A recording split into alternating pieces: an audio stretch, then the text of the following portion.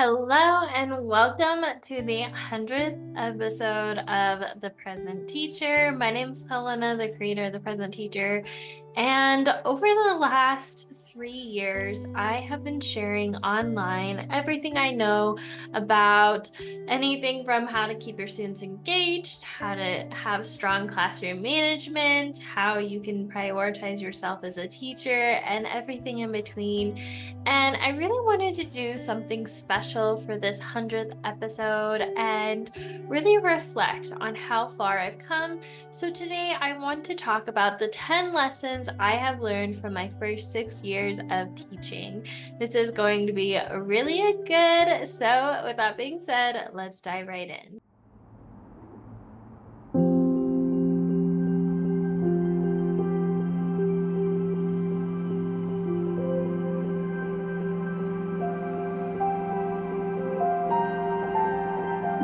Now, a little backstory. If you are new around here, I started off as a kindergarten teacher when I first started. I moved from Oregon to New Mexico with my then boyfriend, now husband Kyle, and I started teaching kindergarten in a small town in New Mexico for about 3 years.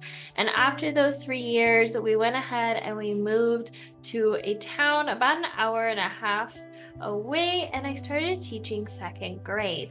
Now, when I graduated with my master's degree from Eastern Oregon University, I was 21 at the time. And when I mean 21, I turned 21 in February and I graduated in June. So I was very much a baby 21-year-old. And I was really scared about starting this new chapter in my life, but very determined. I got 2 years done of college done in high school. And so it really was interesting for me to run into teaching where I thought the hard work had been done when I first started teaching, but to be honest, that was far from the truth.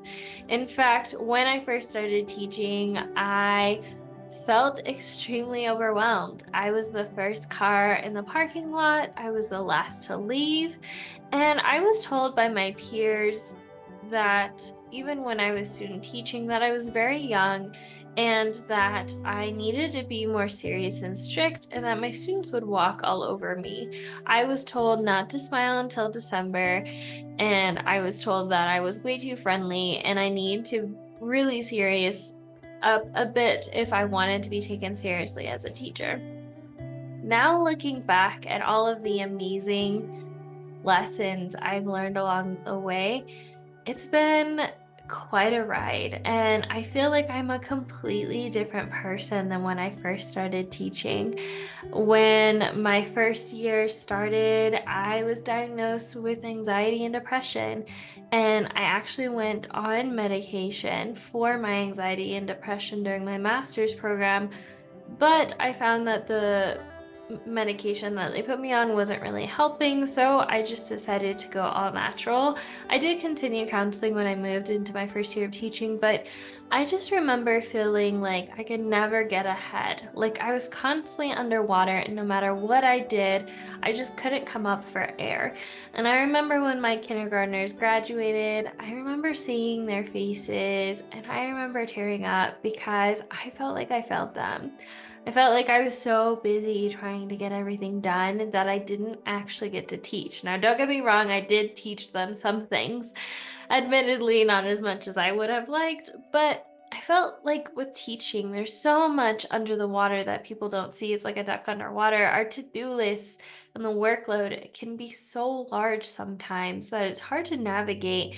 And I just wanted to be there for my kids and connect. And so I felt like I failed them because I could never get that year back. And it was in that point in my life where I decided, you know what, I can't do this anymore.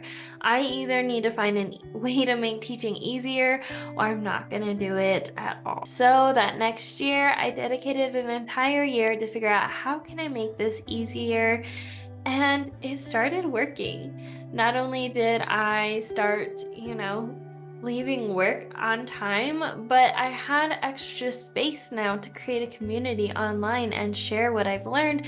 And that's why I created the present teacher. The whole message behind the present teacher is I'm here to help you to learn and manage everything else so you can show up in the moment and be mindfully in the moment with your kids, because I've been there where you've just reached emotional fatigue and you space out when you come home and you have nothing left to give to your family, let alone yourself. And I don't want that for you. And if it's possible for me, then it's possible for you too.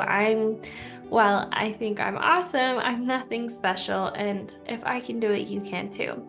So, with that being said, here are the top 10 lessons I've learned around teaching and just life in general as a teacher during my first year, about 6 years of teaching. So, the first lesson that I learned is to trust yourself. Now, when I started teaching, like I said, a lot of teachers had an opinion, or just bystanders had an opinion on how I was running my classroom. And this became very apparent for me when it came to classroom management. I felt like I started to hear those voices that said that I was way too fun and outgoing and my kids were going to take advantage of me. So I remember going online and trying all of these classroom management strategies that just didn't end up working. I tried everything from blurt beans, sticker stores, something bucks, school bucks, whatever they are, tallies, sticker charts, everything in between, and I even used clip charts because my whole school used it, but it didn't feel great. But I didn't trust myself then because I felt like I was so new that who am I to know what's best for me and my kids? And I'm here to tell you now, when I stopped looking back or listening to those people outside of myself and I started listening to me, that's when things started to change. I stopped listening to all the experts say online that you're supposed to do. I stopped listening to the teacher next door and I started to ask myself, what do I want to do? What do I think's best for my class? And the more I leaned into it, the more I found strategies that actually worked for me and they felt good. And better yet, they worked. After spending an entire year of trying everything, I had finally found out what worked for me. So, with that being said, I want to remind you to trust yourself. I know, especially during the first couple of years of teaching, it can feel really hard to trust yourself and to listen to yourself when there's so many things you're learning. But I promise you, if you lean into what feels good and the things you want to do, you're gonna find things that work well for you. Something I like to tell the teachers I work with or coach is that the only difference between you and an experienced teacher is they've had more time to figure out what works for them. I'm going to say that again. The only difference between you and an experienced teacher is that they've had more time to figure out what works for them. So stop listening to what everyone else says. Sure, use them as inspiration, but really start leaning into your own voice and your own desires, because your desires are safe guidance. Whatever you want to do, I like to think of those ideas, those aha, maybe this will work, or I really want to try this. Those little thoughts that come up throughout the day, those are what I like to call inspired action. They're those little nudges that the universe or God or whatever you believe in kind of shows us which path to go to get to the end goal that we're trying. So trust yourself. You know way more than you think you do, and it's so easy to drown out your voice, but you are the expert. And you can try a million things that don't work well for you or they work well for someone else, but they won't work for you. And that's not necessarily a bad thing. It just means that you're different. And I think it's wonderful that you're different and you get to make something completely your own. Teaching is like one big experiment. You get to try things and create things that are your own and your own concoction and methods and strategies and frameworks to get to where you are. So or you want to be. So just know that you can trust yourself. So repeat after me. I trust myself. I love myself. My desires are safe guidance. I get better and better every day. I cannot fail. Failure is not an option. No matter what actions I take, failure cannot happen. I can't mess this up. I get to be the expert. I am the expert. I get to run the classroom how I feel feels good to me. The second lesson I want to talk about today is that feeling like you are not enough and you can never get caught up or do enough. Now, I know deep down when it came to teaching, it was really easy for me to feel like I wasn't doing enough. Like I had to have the Pinterest perfect classroom. I had to be really good at classroom management like that teacher next door. I had to be weeks in advance like the other teachers. And the truth is, I was really doubting myself and I felt like I wasn't enough and I could never do enough. And this was probably one of the main reasons that even though the main things were done during the school day, I continued to stay late and work so much is because I secretly didn't feel like I was enough. I felt like no matter how hard I worked, I would never be enough as a teacher and I wasn't doing enough. I had these limiting self beliefs of like, who am I? I'm not smart enough. I'm not mature enough. I'm not, positive enough to run a classroom. I'm not smart enough to run a classroom. Who am I? Who trusted me with this? But the truth is, you are enough and you are doing enough. If you have this deep down desire to do teaching, then I believe that you were meant to be here and you are exactly where you need to be. And this was something, especially when I felt like a failure, that I need to hear. And I know as teachers, we don't hear it enough. It's easy to hear all these, critiques and lacking areas. And I know how easy it is to be hard on yourself and to compare yourself to everybody else and where they are in their journey. But just know that you are enough and you are exactly where you are meant to be in your journey.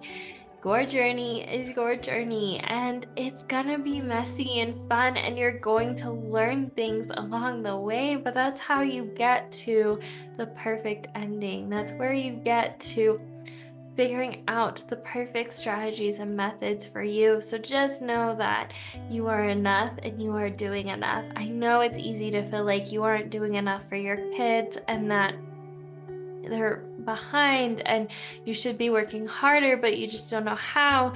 I want to remind you that you are enough. You are doing enough. Each day that you show up, you are doing enough.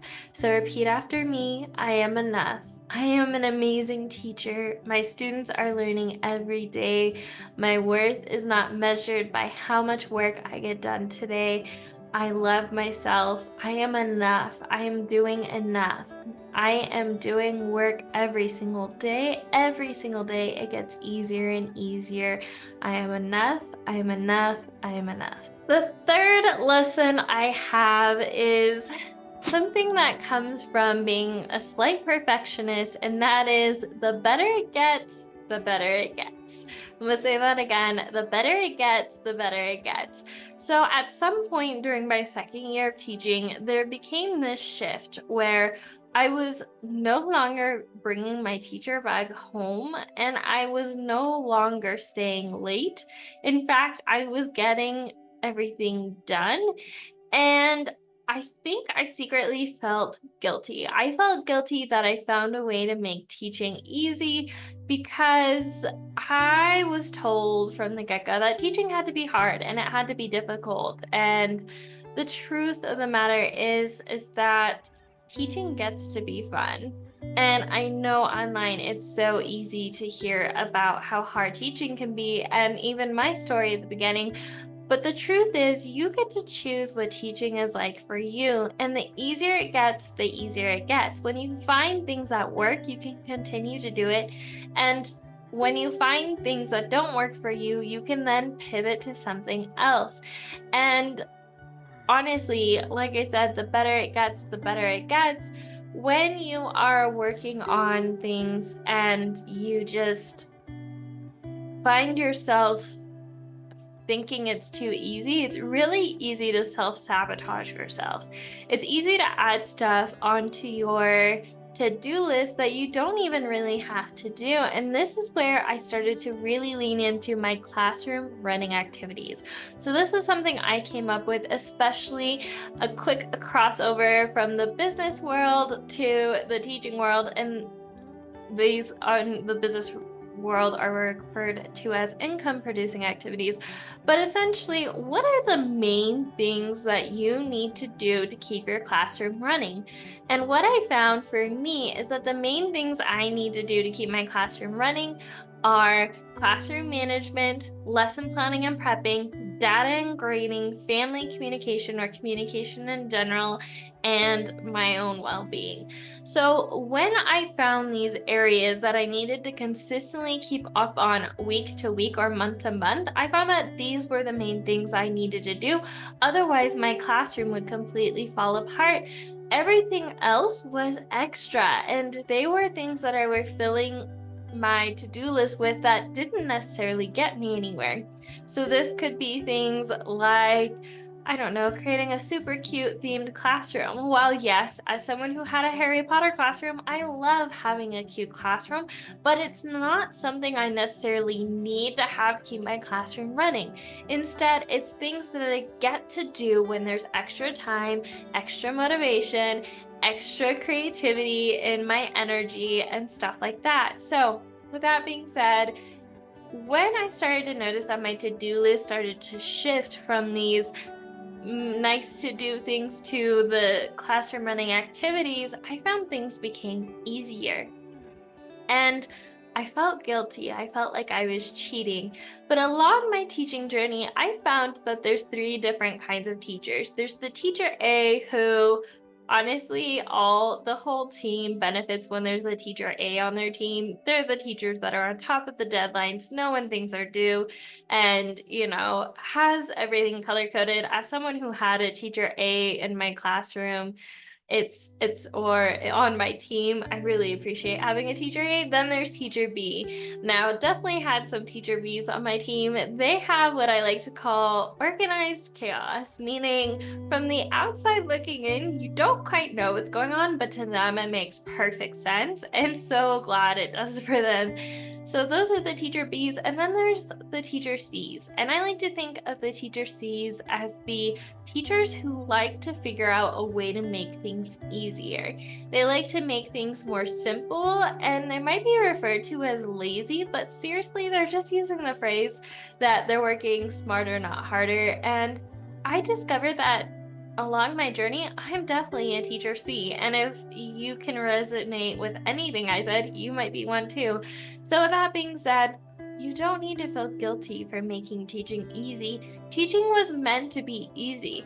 God, the universe, whatever you believe in, didn't put you into teaching so you could struggle and have a really hard life. They put you there. You were put here to enjoy your life and to make an impact and find an easier way to go about things. And I 100% believe that for you, because I 100% found that in me. And if I can do that, then you can too. So, with that being said, repeat after me. The better it gets, the better it gets. Teaching gets to be fun, teaching gets to be easy. I do not take on the energy of feeling negative or guilty for finding a way to make teaching easy. Teaching gets to be easy, teaching gets to be fun. I'm working smarter, not harder. I make things easier every single day. Things are getting easier and easier. My life is getting filled with more joy every single day. My life gets to be full of love and fun. The better it gets, the better it gets. As my life in the classroom gets better, my life outside of teaching gets better. And as my life outside of teaching gets better, my life in the classroom gets better too. The fourth lesson I have for you goes a lot along with the lines of the last one I mentioned, and that is, it's not cheating to be happy. I talked about being a teacher C, and throughout my life, I realized that things that genuinely generally made were difficult for other people weren't necessarily difficult for me, but things that came easily for other people were harder for me. And it can feel like sometimes you're cheating because you see other people online or in your hallway or in your school really struggling with something, and you can really start getting in your head of, well, I feel guilty that it should be so easy for me. So then you'll naturally come up with ways to make it harder than it needs to be. So this is where that whole idea of it gets to be simple, how can I make this easy? One question I often asked myself throughout my teaching career was, how can I see things differently? How can I make this easier? And it's not cheating to find ways to be happy. As long as you are doing it integrity with you, I fully believe that if you, I don't know, steal someone's lesson plans and, do some things that just don't feel in alignment with you to get to the finish line, you're just genuinely not going to feel happy about it. But if you find a system where you can reuse some of the lesson plans you've made in the past years and tweak them in a way that feels aligned with you, then that's not necessarily working cheating. That's just working smarter, not harder. That's using your resources and using years of experience so you don't have to start from scratch every time. So, with that being said, it's not cheating to be happy. So, with that being said, repeat after me. I get to be happy. I deserve happiness. I am worthy of success. I am worthy of happiness. I get to be happy in teaching. Teaching gets to be fun. Teaching gets to be easy. The better it gets, the better it gets. The fifth lesson I learned along my 6 years of teaching is your desires are safe guidance. I talked about this a little bit earlier, but going back to my classroom management example, when my first year of teaching, pretty much the whole school were using things called clip charts. Now, if you're not familiar with what clip charts are, essentially they're different colors. Everyone has a clothespin. They start at one color, and then as they make good choices throughout the day, they move up. As they make not the desired choices throughout the day, they move down, and they might have some consequences like missing recess, sideline conversation, missing free time, contact home, etc. Now, while this may be popular, I absolutely hated this method. I hated it because I didn't, as a child, I was extremely shy. Like, I hated walking in front of the whole class. Ironic because I'm a teacher, I know. I definitely had to get over that one. But I hated walking in front of the class. I hate walking across the classroom. I would get all sweaty and stuff like that. And so I felt like this kind of management system was really almost shaming kids. And don't get me wrong, if you use a a clip chart, then, and if it feels great to you, then please, keep using it. But it just didn't feel in alignment with who I was and the kind of teacher I wanted to be. So then I use the questions I talked about earlier.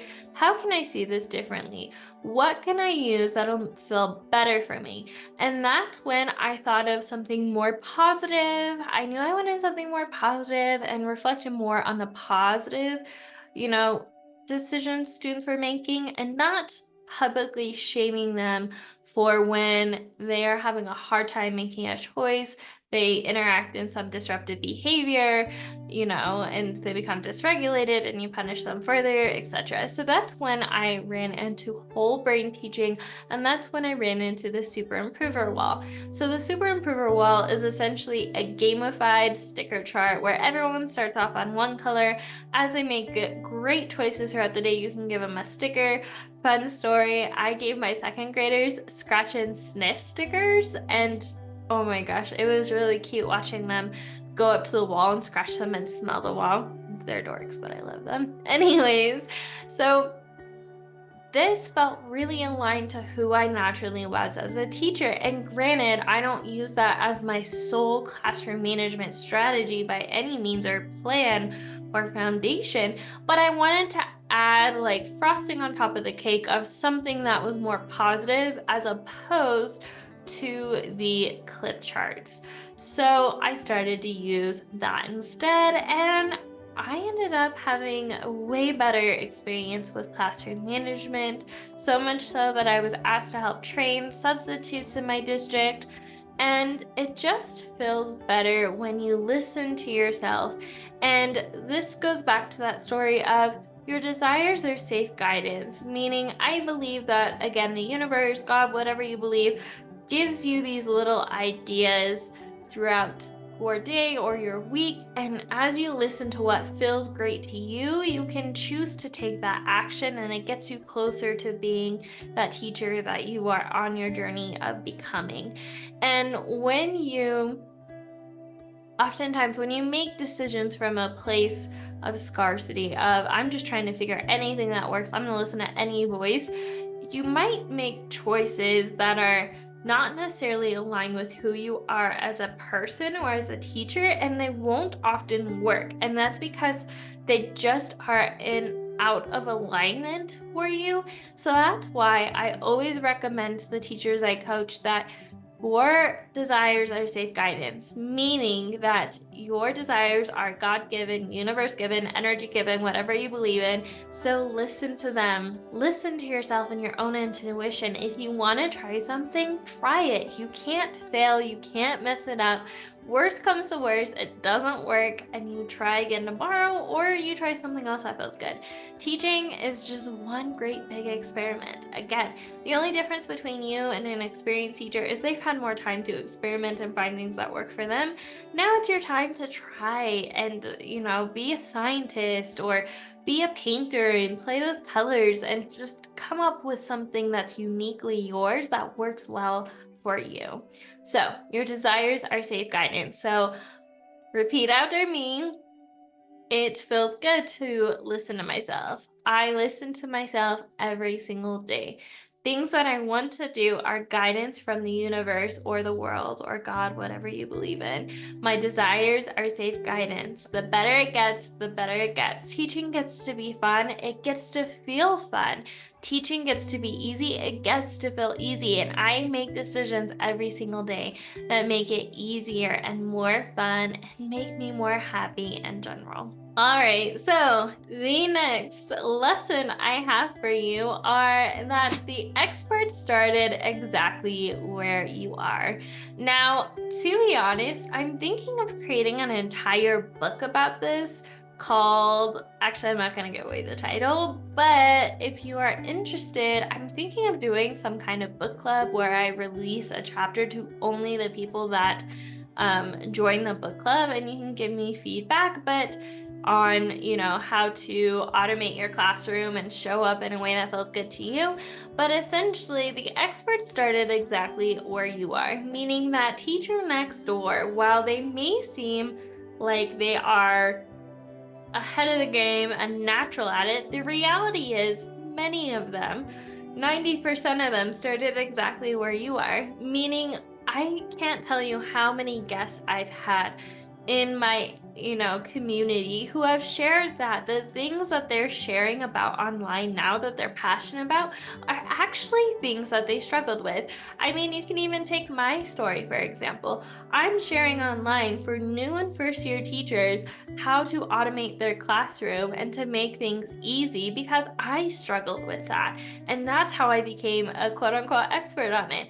I think of Gina from Teaching with Heart. She's a classroom management expert, but if you listen to her story, she's an expert because she really struggled her first couple of years with classroom management. So she knows what it's like. She found a way to make it easier, and she's sharing it her way with thousands of teachers online. I think of Brittany Blackwell. I've had her on from Teaching Mind, Body, and Soul, and she shares how she really struggled with that work-life balance as a special education teacher, and now she's sharing everything about self-care and teacher wellness online. All that to say, the experts you see in the hallway online, they all started exactly where you are. So I want to invite you to, instead of using these people as a way to diss yourself or compare and feel inadequate because you're not where they are yet, use that as inspiration. remind yourself they started exactly where I get to be. So they are inspiration on what's possible for me. They get to show me the way. They get to show me that if it's possible for them, I can make it easier too. So remind yourself, the experts started exactly where you are. So repeat after me, the better it gets, the better it gets, the easier it gets, the easier it gets. Every single year, things get easier and easier for me. I get to turn the things that I struggle with the most into things that I become an expert in the future. Every teacher that I see that I feel is farther than me, I choose to see them as inspiration of where I get to go. The next lesson I have for you, we've touched on a little bit, but that is you know your classroom best. Meaning, as you go throughout your teaching career, as you see strategies online, whether it's from me or someone I have in this community or someone else you follow, or whether that's, that you're someone on your team or your admin, they might give you strategies that just don't feel aligned to you. And that's okay. You know your classroom best. You know what's going to work for you best. And I like to walk the teachers I coach through this process of I want you to get super clear. What kind of teacher do you want to be? What are your values as a teacher? As I did this exercise, I found that my personal values are authenticity, compassion, and inclusiveness. Or inclusivity. So, with that being said, and positivity. So, whenever I see a strategy online or I see a teacher doing something, I will notice that if it's extremely positive, I can take inspiration from that and want to incorporate it in my classroom. Where if I notice that it's something extremely negative, it's nothing bad, but it's just not aligned with my values. So I'm probably not going to incorporate it in my classroom. And if I do, I'm not going to feel great about it, which means the performance and how I, present it to my class is probably going to be off, meaning it's kind of not going to work from the get go. Not saying it's always the case, but it's going to be harder for me to incorporate a strategy that I just don't feel aligned with and doesn't help me become the teacher I want to be. Whereas, let's say I see a strategy online that helps students be authentically them and love who they are and be proud of who they are and include each other in activities, then I'm going to be extremely motivated to incorporate that into my classroom because that's aligned with my values. So take some time to ask yourself, what are my values as a teacher? And as you move throughout your day, whether you're scrolling TikTok, social media, or whatever it is, or you see a teacher next door try something, check in with your values and see which one of those values that strategy aligns with. And if it doesn't align with any of them, how did it make you feel when you watched that strategy and thinking of implementing in your classroom? This has been a game changer when it comes to kind of quickening my progress as a teacher to find things that work for me is I really get clear on who I am, who I want to be, and I only invite strategies that are going to get me closer to being that teacher I want to be, as opposed to trying everything under the sun to then eventually find strategies that are aligned with my values. It's more intentional, it'll save you a lot of time. I swear this tip alone will probably help you save like 2 or 3 years. All right, strategy number 8, or lesson number 8, that is teaching gets to be fun and easy. Now, going back to the classroom management issues or problems or journey I was on earlier that I mentioned, I was told by a lot of teachers that I was way too young and that I was too fun and engaging or too fun, and my kids would walk all over me and I had to be more serious. Don't smile till December, yada, yada, yada. And what I found is that the more that I tried to be someone I'm not, the harder teaching was for me. Whereas when I leaned into being the fun, dorky, outgoing with my students, anyways, with adults, I'm terrified. Just kidding. I mean, kind of introvert here, the easier teaching got to be. And so my classroom management, how I manage my classroom, yes, there's structure. I do well in a structured environment, meaning my kids transition from activity to activity, from whole group to independent work, from whole group to lining up to washing their hands to grabbing materials. All of that is done with transitions where I don't have to talk and they're not talking either, because I find I do best in a structured environment like that. However, I'm the teacher who, with my primary kids and even my fourth graders and fifth graders that were my second graders, it's so crazy to say that, I'm going to be fun with them. We're going to play crazy random brain breaks throughout the day. I'm going to make them laugh. I'm going to say jokes. I'm going to start dancing. I'm going to do the Cupid shuffle with them because that's just who I am as a teacher. And the more you lean into who you are as a teacher and what works best for you, the better your classroom's going to run. So, teaching gets to be fun and easy. If you've ever heard someone tell you that you need to be a certain way to run a classroom, please don't listen to them. You know your classroom best. You are your own authentic, self, and you should create an environment where you can be yourself, because the more you do that, the more your kids will.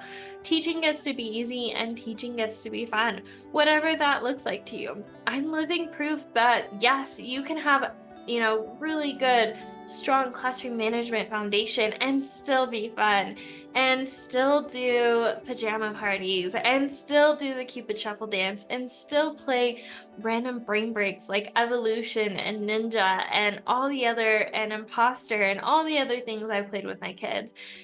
I mean, that's one of the most positive feedback I get, is how fun and engaging I am. And that's just because that's who I am as a person. So, with that being said, teaching gets to be fun and teaching gets to be easy. You get to choose how teaching gets to be you. So, repeat after me: teaching gets to be fun, teaching gets to be easy. The better it gets, the better it gets. I choose to be myself in my classroom. I choose to create an environment that I love. I choose to create an environment that reflects who I am as a person. I get to choose what does and does not work in my classroom. I get to choose how teaching gets to go for me. All right, we're coming up on number 9. The ninth lesson I've learned as a teacher is the more you love yourself, the more students will love themselves. I'm going to say that one again because this one, the more you love yourself, the more students will love yourself. I don't know if this is for every early 20-year-old that starts teaching, but in this time, you're kind of going from high school to college to being off on your own. And I really struggled with self-love my first couple of years. It was just where I was in my journey. And granted, I went to counseling and all that, and I did have mental health issues that I now resolved, and I'm happy to say, I'm depression and anxiety free now. I've been off of, medication for 5 years and it feels great, but it's really interesting this time of year because your kids teach you so much. I feel like my kids have taught me more than I've taught them. And don't get me wrong, my test scores in general are pretty good. So it's not like I'm not teaching my kids. I don't want to give you that impression. I'm definitely teaching them. But the more you love yourself, the more students will love themselves. I remember being told this advice so much, like, take self-care is important. Take time for yourself. It'll help your kids. And I didn't really get it until I got it, until I reached that rock bottom spot where I'm like, things have to be different. And I found the more that I loved myself and worked on myself and became the person I want to become and really dive deep into some of the stories I was telling myself, the more my students started to love themselves and be who they authentically were. So let me give you an example. Growing up, I hated yelling. Like, ugh. People could barely fluctuate their voice and I would just burst into tears because I absolutely could not stand yelling. I felt so guilty. I would just cry. And so, but sometimes in my environment, that was the norm. And so when I first started teaching, I would see mentor teachers and teachers next door raise their voice. And so I started doing it too, but I really didn't like it. Again, going back to those desires and your values, that didn't feel really good or aligned with me. So I started to fix it and I started to really work on loving myself and recognizing, hey, I feel upset when my students do that. Why is that? And I started to really dive into that and I started to recognize what made me become dysregulated, what my triggers were. And then I started showing up for myself in these moments when kids would dysregulate you because kids are awesome and they can find those buttons to push. And they really make you work on yourself. I swear, teaching is like a great segue into parenting. You just kind of get a head start. So, anyways, I started to recognize all these things throughout the day that would make me want to snap at my kids because I was dysregulated. So, I started showing up for myself. And the great thing about primary is I did that in front of them. Like, if one of my things, for example, is I cannot handle when there's a bunch of kids in my bubble, especially when they put their hands on my face. Just thinking about it makes me go, it makes me feel extremely dysregulated. And so, with primary, as you can imagine, especially kinder, this can be really difficult. So, what would happen is, let's say my kids were super excited, they all came up at once, and they started to swarm me. I would take a deep breath and say, okay, Miss Haynes is dysregulated right now. Can you please sit down so I can regulate my body so I can show you how excited I am with you in a better state? And I would sit down and I would do heart to home breathing. I'd do rainbow breathing. I'd do my tapping. I would regulate my emotions in front of them. And I'm going to cry. Do you want to know what happened? These kids took what I thought was extremely, extremely vulnerable, extremely hard for me to do, extremely like just you don't do that. Like you suck it up or you snap. And they took these moments where I had to show up for myself in these moments. Otherwise, I wasn't going to be the teacher I wanted to be. And they showed other kids in the classroom and on the playground to do it, and other classrooms to do it. Before I knew it, some of my kids were doing it on the playground and they'd show up for themselves and help them regulate their emotions. And I'm not saying it's all because of me, but because I showed up for myself, my students then learned how to show up for themselves. And kids are amazing. They learn so much by watching you. And that's when I realized how powerful modeling that can be. And so if you're modeling being snappy and not showing up for yourself, does that then mean that your kids are learning that too by watching you? And so from that moment on, I really made sure, no matter how vulnerable and uncomfortable it feels, I showed up for myself because I want what's best for my kids. And it quickly made me realize the better I show up for myself, the better my kids are going to show up for themselves. So, the more love you give yourself, the more students will love themselves. And again, that was something I definitely, brushed under the rug until I personally had that experience. And just know that when you love yourself and as you start this journey of loving yourself and showing up for yourself, your kids will reflect that back to you. So, with that being said, repeat after me. The better it gets, the better it gets. I deserve love. I am love. My students are always watching. My students are always learning. Even when it feels like they aren't learning, they are. My students are learning every single day. My classroom is getting smoothly ran or better ran every single day. The better it gets, the better it gets. The easier it gets, the easier it gets. I deserve to love myself. I deserve to show up for myself. I love myself. I am worthy of being loved. All right, the last one. The last one, the last one, the last one. I haven't officially cried yet. I've teared up, but we're not quite there yet. Lesson number 10. The little wins add up. The little wins add up. This one's heavy for me. Okay, so like I said, my first year, I felt like I failed my kids because I felt like my kids hadn't learned anything. Granted, they did, but it didn't feel like I did. When I transitioned to second grade, I had a sweet, sweet, sweet student who struggled with reading. He came in knowing how to spell his name. That was about it. He had a couple sounds, but that was about it. And he came in second grade, and with COVID and everything, he was homeschooled. And I pulled him back, and we worked and we worked and we worked. And I felt like some days, oh, this kiddo, it's not working. And we worked and we worked and we worked.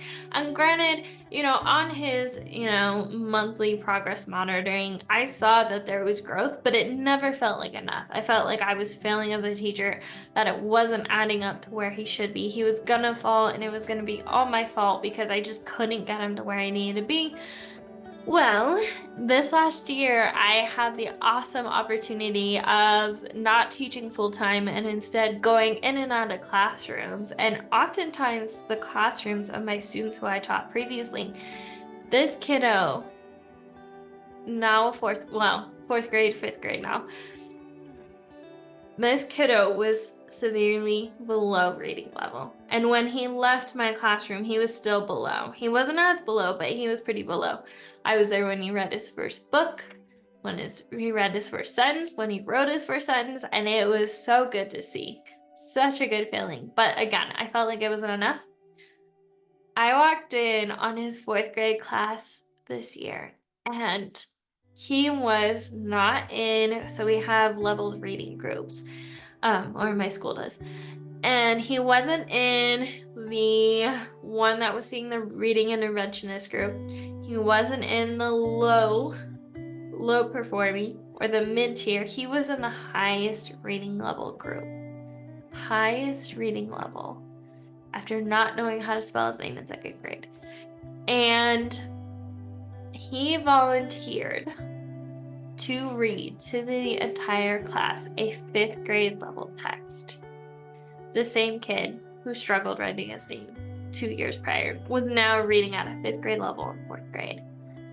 And I'm not saying this story to be like, look what I did. It's those little wins add up, and it's easy to feel like they don't. It's easy because you are in the classroom, and it's easy to see up close, you're too close to it all. But if you step back, I mean, it's amazing the growth these kids make. Amazing, amazing. And even those years where I was new and I didn't exactly know what I was doing, my kids still had growth. And I'll give you another story. I had a student who had a really hard time with regulating his emotions. Completely shut down, rip his paper, hide under the desks, like that was his norm. The first day of third grade, after, leaving my classroom, he went up to his teacher and he told her, throughout the day, if I get upset, I'm going to step to the back of the room. I'm going to set a timer for a minute and I'm going to calm my body, but I'm going to come do my work right away. And he did. That kiddo who had such a hard time regulating his emotions that we worked on all year long articulated to his teacher his needs and advocated for himself. And these are just stories from my classroom. I can't tell you, in the last year, I went into some of these classrooms at my school where kids were struggling with skills. And then I came back in October and they were completely different kids. They had learned so much. You are doing that. You are having these wins, and it's so easy to not see them now because you're in the classroom day to day. It's like when you don't notice that your kids grow or whatever. More students are learning every day, and those little wins add up. You are changing generations. You are making an impact. You are giving these skills to these kids that are going to make their lives easier.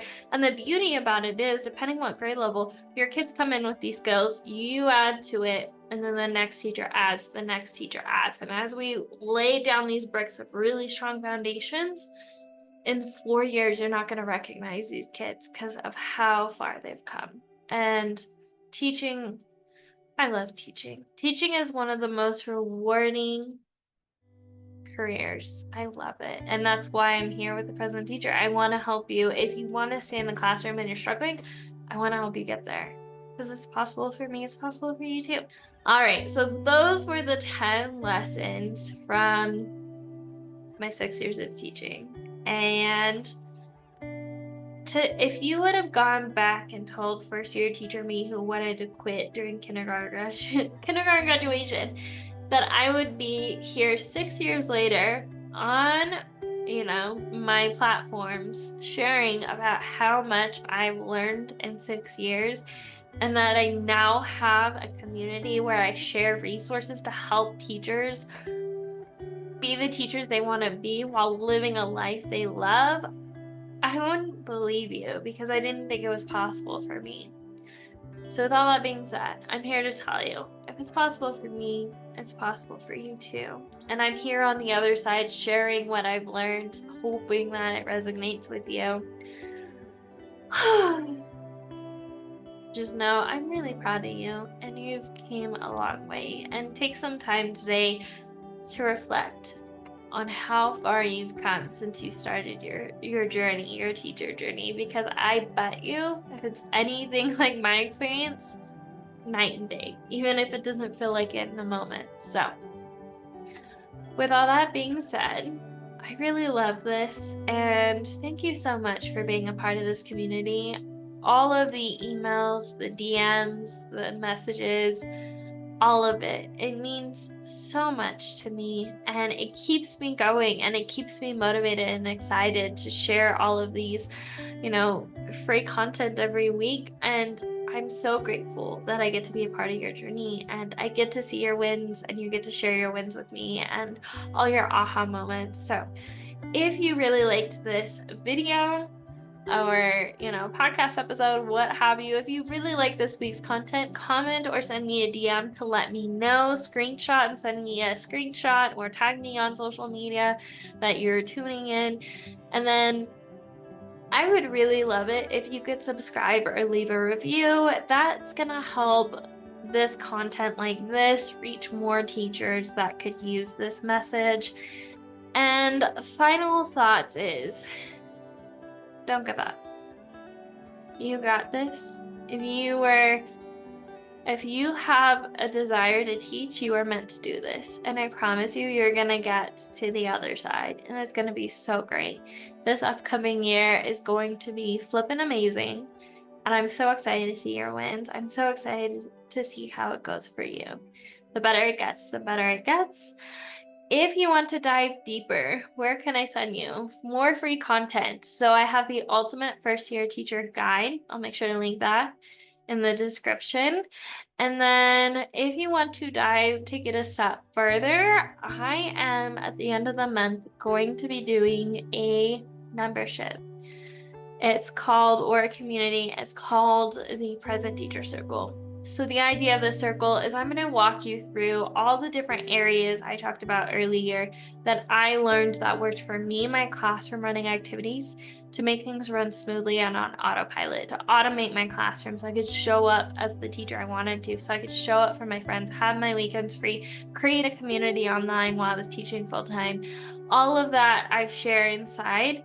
And what I love about this is it's 12 modules, or it's going to be, if it's not released yet, 12 different modules.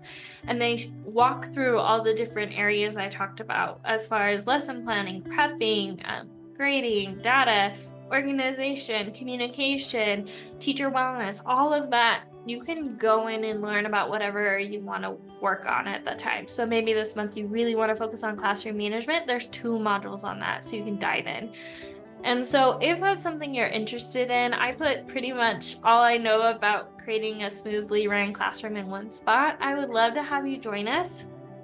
So depending on when this comes out, you can either join the waitlist in the description below, or feel free to join us inside. We would love to have you. I'm super excited about this because I get to show up with you and answer your questions monthly. And it's just really a place for me to really help you focus on those different systems to help you run your classroom, help your classroom run smoothly. All right, I think this was probably the longest episode we've had so far, but With that being said, I have to end as I always do. As always, remember we are stronger together. Thank you so much for joining me today. I hope you got something out of this, and I will talk to you soon, Teacher Bestie. Bye.